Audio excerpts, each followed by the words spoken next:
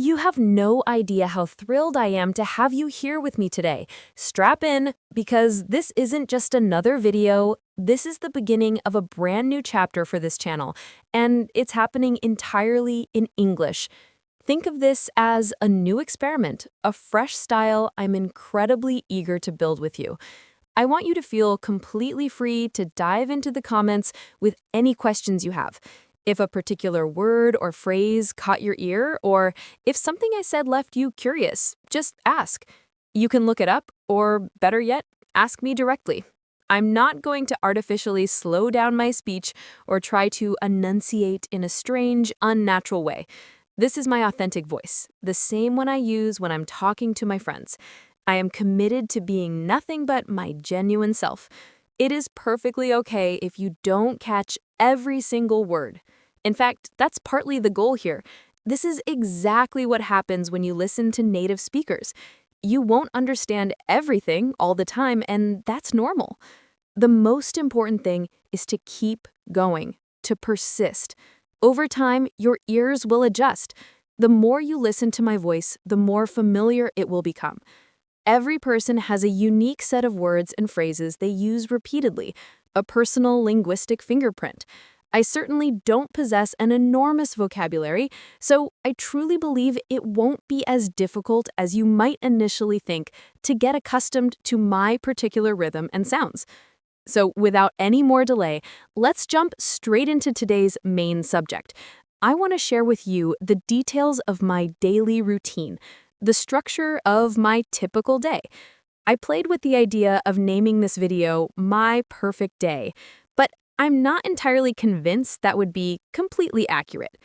It's less about a flawless fantasy day and more about my standard, solid, good day. The kind of day I have when everything proceeds smoothly and according to plan. This is the blueprint for how my days generally unfold. It all begins when I wake up in the morning. In an ideal world, in my mind's perfect scenario, I would go to bed early and wake up early. Now, my personal definition of early is probably very different from your definition. For me, waking up before 10 a.m. feels like a monumental achievement, a grand and amazing accomplishment. I can already sense some of you cringing, some of you laughing, and some of you rolling your eyes, but that is just the reality of my body's natural clock. I can't fight it. My system inherently wants to shift into a nocturnal mode. I often compare myself to a cat. I'm not entirely sure if cats stay up all night, but the point is I love being awake throughout the night and sleeping well into the morning. If left entirely to my own devices without any responsibilities, this is what I would naturally do. Specifically, my body would choose to go to sleep around 5 a.m. and wake up around noon, 12 p.m. Honestly, I could easily sleep even later than noon, but I consciously prevent myself from doing that. I set an alarm because I have no desire to sleep the entire day away. The truth is, 7 hours of sleep often doesn't feel like enough for me, and I genuinely dislike this pattern of living. I have a strong desire to soak up as much daylight as possible, so I truly want to adopt the habit of going to bed early and waking up early, just like many other people do. However, it doesn't necessarily have to be extremely early. I would be perfectly satisfied if I could manage to go to bed before midnight and wake up before 10 a.m. For me, that would be a fantastic outcome. It would represent a significant step in the right direction and a real personal accomplishment. That, to me, would be a key ingredient for a perfect day. Is this the most realistic scenario based on what's been happening lately? I'm not entirely sure, but it's the definition of a good day for me, and it's what I am actively working towards. I'm taking baby steps, and I feel like I'm making gradual progress, so that's the goal. In an ideal situation, I would wake up naturally, without any alarm clock, before 10 a.m. There is absolutely nothing more beautiful than waking up on your own without that jarring, intrusive sound of an alarm. Being jolted awake is such an unpleasant way to start the day. I am not currently attending school, and thankfully, I do not have a traditional 9 to 5 job. I feel very privileged to be able to say that. Since I don't have those external structures, I believe I need to wake up naturally.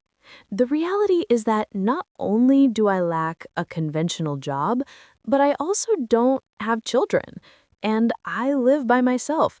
There is literally nothing external forcing me to get out of bed.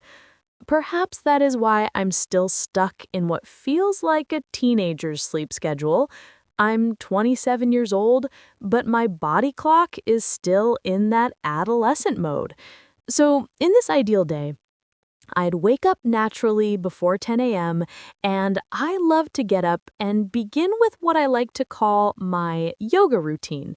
It's just the name I've given it. I don't know if it's technically correct. I get up and I enjoy doing some light strength exercises, nothing too intense, just enough to get my body moving. I might do a few push-ups, hold a plank for a minute or two, or a brief ab workout. It's just a few little strengthening movements to get my blood pumping and to engage muscles I don't often use. After that, I love to move into stretching. Stretching is so profoundly underrated. It is incredibly important, and it feels absolutely amazing. More importantly than pure strength, I have a deep desire to be flexible as I get older.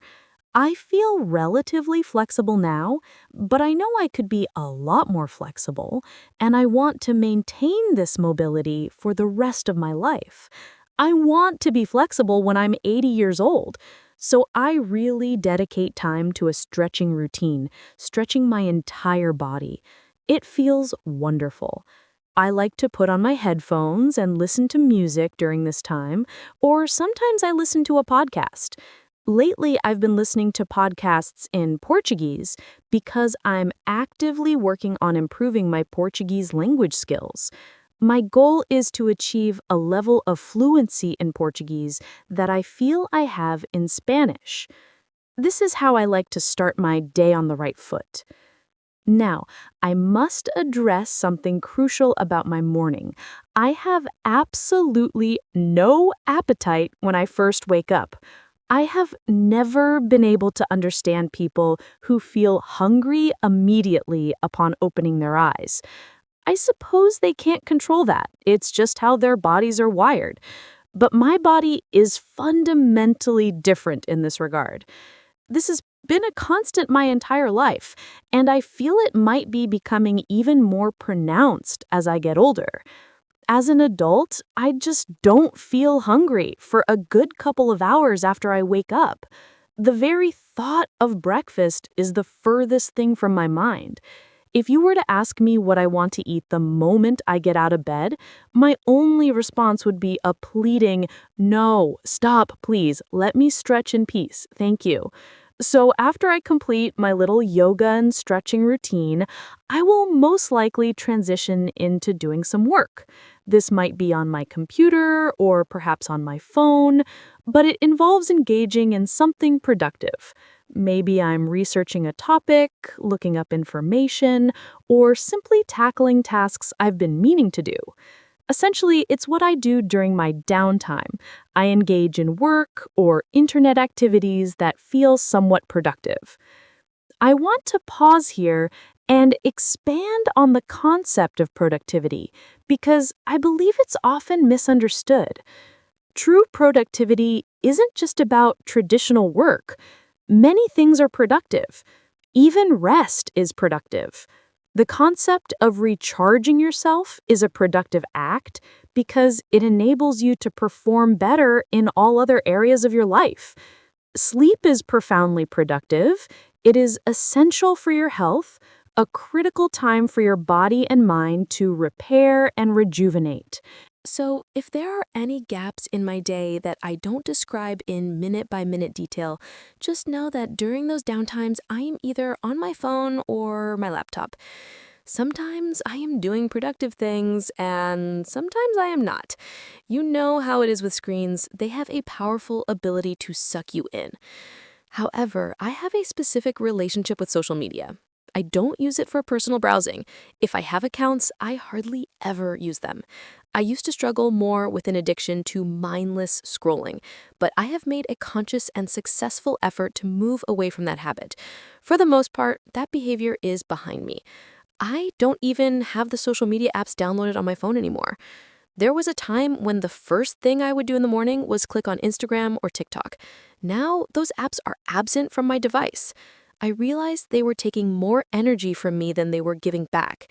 The overall effect was more negative than positive. While there are good aspects to those platforms and services, I personally felt they were draining me and consuming vast amounts of my time. I didn't appreciate how they sucked me into a vortex. So I am trying to focus my digital consumption on platforms like YouTube, with a greater emphasis on educational content. I think YouTube is a fantastic resource. Those short-form video apps with endless automated scrolling, I'm just not into them. I'm not on YouTube Shorts, scrolling endlessly. I try to watch long-form videos where I can genuinely learn something and dive deep into a subject. Eventually, and this always happens, I will start to feel hungry. When that time comes, the first meal of my day must be fruit. It is non-negotiable for me. I need hydration. I need easy digestion. I need natural sweetness. I need something that is raw, uncooked, something that is going to give me life. I need life force as the first thing entering my body in the morning. I need lots of life, not heavy cooked food. The first meal of the day has to be vibrant, living food.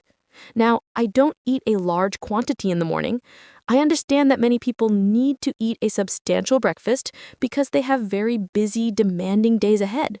Their schedules are strenuous, so they need a more calorically dense breakfast that will take longer to digest and keep them feeling full for a longer period. For me, I am perfectly fine with eating lunch just 2 hours after I have breakfast. I don't mind that at all, so I simply don't eat a large volume of food first thing. I usually eat a little bit of fruit, but that being said, I want to make a very important distinction.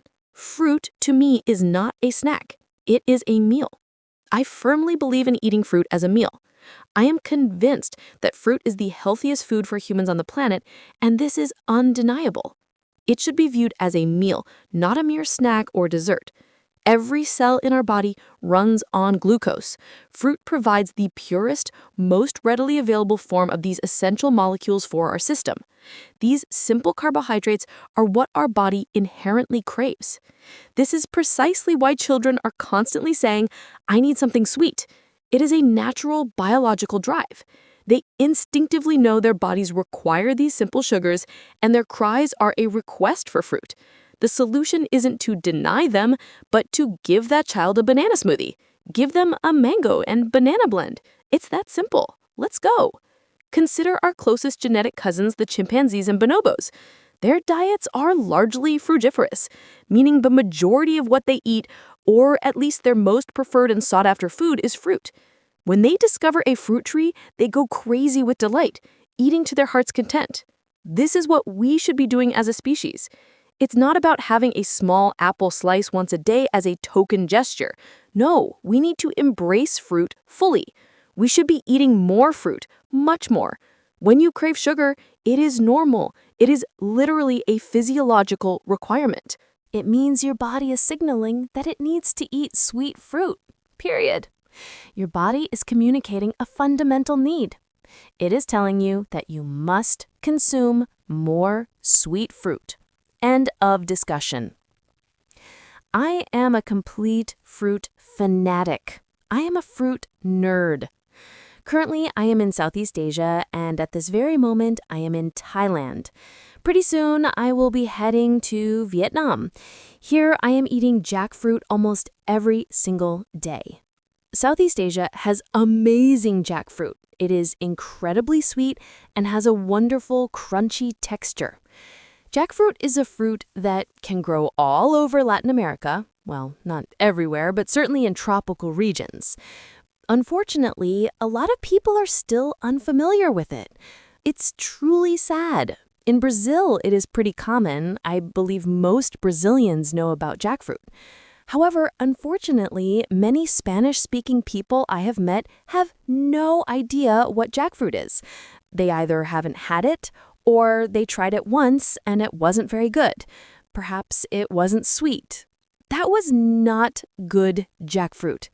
It likely means the fruit was not ripe or it was a bad variety. There are many different kinds of jackfruit. There is a very soft variety that can be extremely sweet, but it's difficult to chew because of its texture. It's like gum, and you almost have to swallow it whole.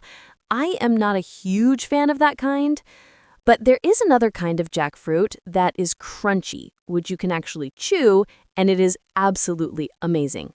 If you have never had crunchy, super sweet jackfruit, then you have not experienced good jackfruit. Period. End of discussion. So if you think, oh, I've had jackfruit, but I didn't really like it, please trust me, you have not had the good kind. That is point number 1.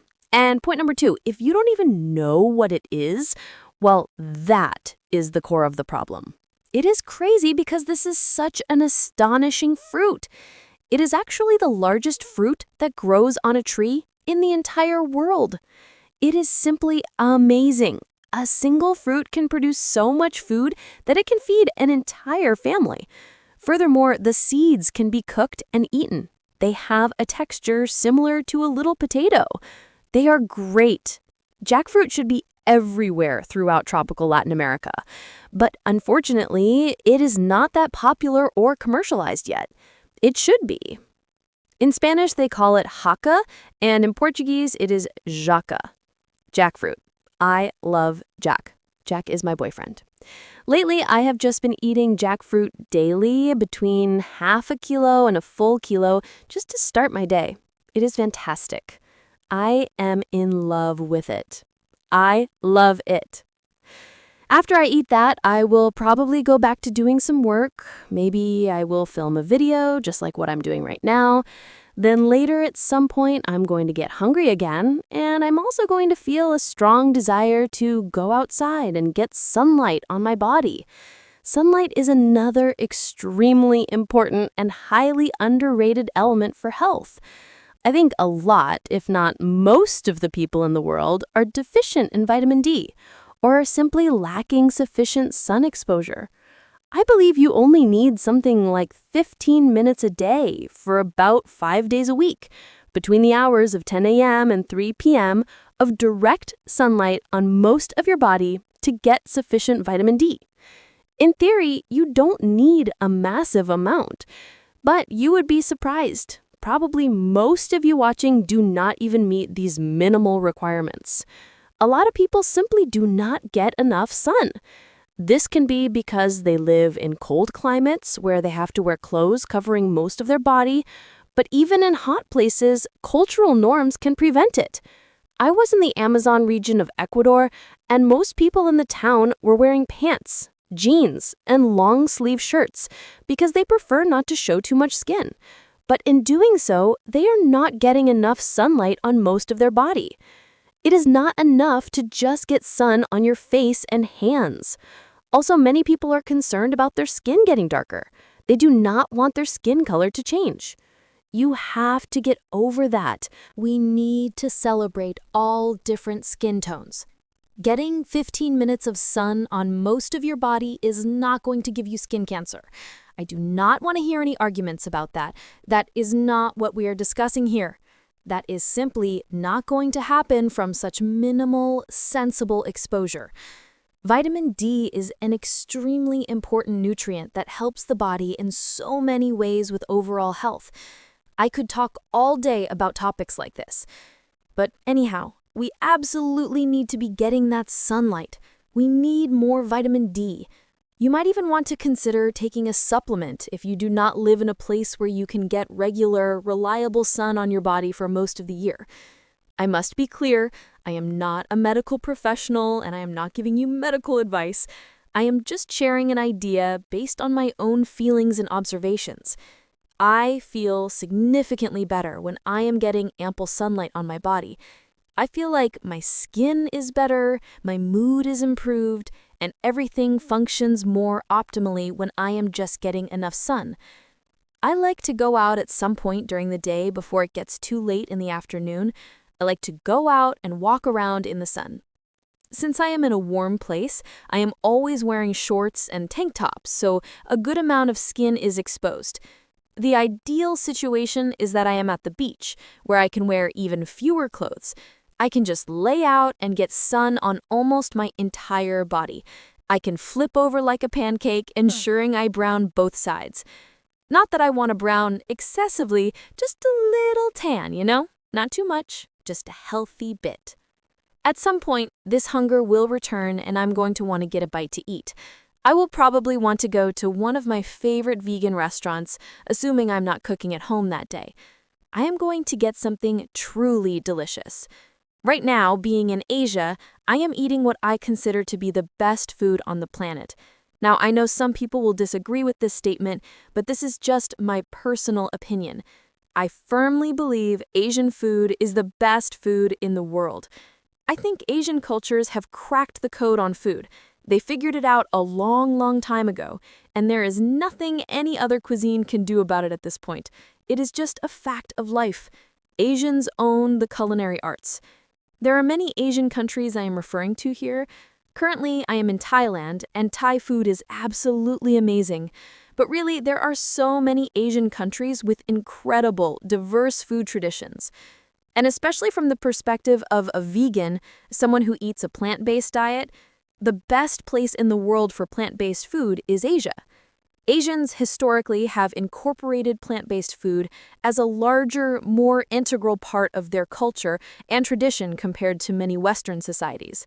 So yes, they have been more innovative with vegetables, tofu, and legumes. They figured out how to make plant-based food so amazing. And it's super easy, cheap, normal, and accessible here. Any cuisine on the planet can be veganized, but Asians, they don't even really have to do that because plant-based versions of their dishes already existed organically within their culinary history even before it became a known global trend. So anyhow, what fundamentally makes food good is the sauce. Everything comes down to the sauce in the seasoning. Otherwise, you're just working with plain, basic ingredients. Rice doesn't taste like much on its own. Pasta is fairly bland by itself. Beans don't have an overpowering flavor. But when you put an amazing sauce on them, it transforms them into something spectacular. Amazing sauce equals amazing food. Period. End of discussion. It all comes down to the sauce, and that's really what Asian cultures have mastered. I don't mean to say that's all they have mastered. They have achieved other amazing things in the culinary arts, but the sauces, they have it completely figured out. It is done. The sauces have been perfected thanks to Asia. I have spent time in Mexico, and Mexican food is incredible. It is probably the best food in Latin America that I have tried. But still, I am going to have to give the top prize to Asia on this one. I love a good mole, a complex and rich Mexican sauce. But there is just nothing like a Thai curry dish. It is just unbelievably good. The fact that in Vietnam you can find all-you-can-eat plant-based buffets for just $2 or $3 is mind-blowing. What? It is a dream. It is a plant-based dream come true. I am living my fantasy as we speak, and I just wanted to take a moment to talk about that. Continuing with the blueprint of my great day, I would have some of that amazing food, probably then head back home and maybe do some more work. Or perhaps I would just spend more time out and about, exploring my surroundings. Maybe I would run some errands that needed to be done. Maybe I would go for a ride on my motorbike, feeling the wind and taking in the sights. You know, just doing whatever it is that I feel like doing during the daytime hours. And then at some point, if this is truly an ideal day, I would love to have dinner plans with a friend. That would be really great, to go get dinner with somebody, to have some genuine company and enjoy some really good conversation.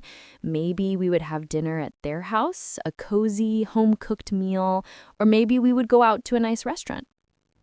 Either way, it is a truly wonderful way to bring the day to a close. After that, we would probably just talk and enjoy each other's company. Maybe we would take a walk around the neighborhood, or perhaps we would go to a night market. Here in Asia, they have a lot of fantastic night markets, full of energy with food stalls, people selling various handmade goods, and sometimes even live music. Maybe we would do that. Or maybe we would just relax, go back home, and chill. We could watch a movie. Who knows? I will be honest, I am not really a big movie watcher. I never watch series, and I do not follow TV shows. I occasionally watch a movie, but my preference lies elsewhere. I much prefer listening to music, or even better, dancing to music. There are so many other things I would rather do in the evening. Sometimes, however, it is fun to just relax and watch a movie, especially if it's raining outside or if you're feeling particularly tired or maybe even a little under the weather. In those moments, yeah, it can be very nice to just chill in bed and watch a film. So yeah, that is basically the final act of my perfect day. It would all end with me going to bed not too late. Now, not too late is a relative term. It might not be early for some of you, but it would not be too late for me. It would be absolutely fantastic if I could get to bed by midnight. But even if I managed to get to bed before 2 a.m., I still consider it a win. I consider it a real victory because I genuinely struggle to go to bed before 2 in the morning. I am fully aware that in this video, I am really exposing myself and the privileged nature of the life I get to lead. But whatever, it is what it is. I want to be clear that I am not rich. I never received any financial help or a head start from my family. This is the life that I have basically built for myself through my own efforts. However, I do sometimes feel a sense of guilt for those nights when I end up going to bed at 5 in the morning. I'm not really proud of that habit, but it is what happens sometimes. The truth is, I can be really productive at 4 a.m. Maybe I'm working on videos that you guys eventually watch on YouTube. So at 4 a.m., I might be scripting or editing. So basically, that was a detailed description of my ideal, yet also perfectly normal day that I am fortunate enough to experience in my life. I am just LA, or Professor LA, or whatever you want to call me. Here I am, sharing a piece of my world with you. And so we arrive at the end of this conversation. I truly hope you have enjoyed this journey through a day in my life, told entirely in English. Let me know how much of it you were able to understand. This is your space now. Please, tell me about your experience. You can ask me any questions you have, give me your feedback, and let me know how you would like the next video to be. I believe that this kind of content is really beneficial because it allows me to simply talk in English, which feels very natural and easy for me. It is also less demanding in terms of editing because, honestly, it is harder for me to create English teaching videos in Spanish. I do enjoy that process and I am capable of doing it, but it requires more effort. I mess up more often, I have to cut out more mistakes, and I also have to carefully think about how to explain technical, grammatical points in a clear way. It is just a little bit more work. So if you all are really in need of listening to a native speaker talk in English in a natural, flowing way, then I am incredibly happy to make these kinds of videos. I can just talk freely about different topics. I can also experiment with different speeds, or I can explain more about what I am saying while I am saying it. Whatever your needs are, just let me know in the comments. I will be absolutely happy to take it all into consideration. I feel like this was one of the fastest videos I have ever made, just talking in English on this channel. I did make a couple of other videos speaking in English a while back. One was about how to handle a job interview, and another was just me saying random common phrases and expressions that I use regularly. But I think this was the fastest, most constant monologue of me just talking and talking without a strict script. It was probably a little challenging for some of you, but that is good. You need to see what it is really like, how fast people can really talk in everyday conversation, and how sounds and words often blend together. I hope you guys liked it, and I will see you in the next video. Bye.